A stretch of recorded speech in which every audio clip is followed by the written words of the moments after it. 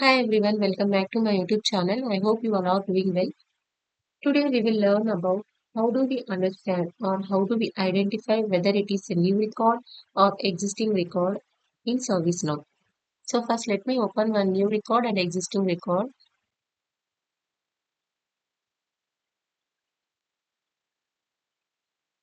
Here by seeing this form, how can we identify whether it is a new record or existing record? We know, right? If the sys is -1, then it is a new record.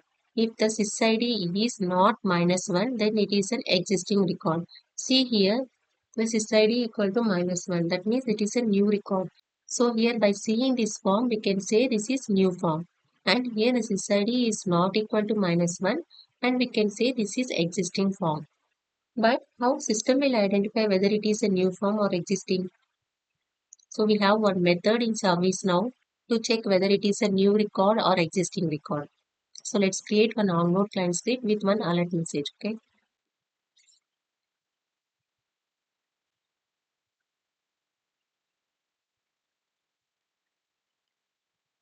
UI type is all and type is onboard. Here we will write one line of script. We will put this in alert message.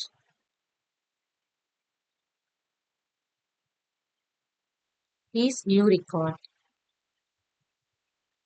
So this is the method is new record. We'll check whether the form is new or existing. If it is new, then it will return the answer as true. If it is false, then it will return the answer as false in the alert message. So let's save this and test it.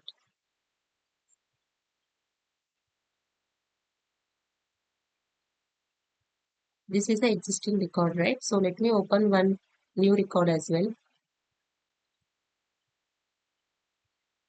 See, this is a new record and the alert message is true. That means this is a new record.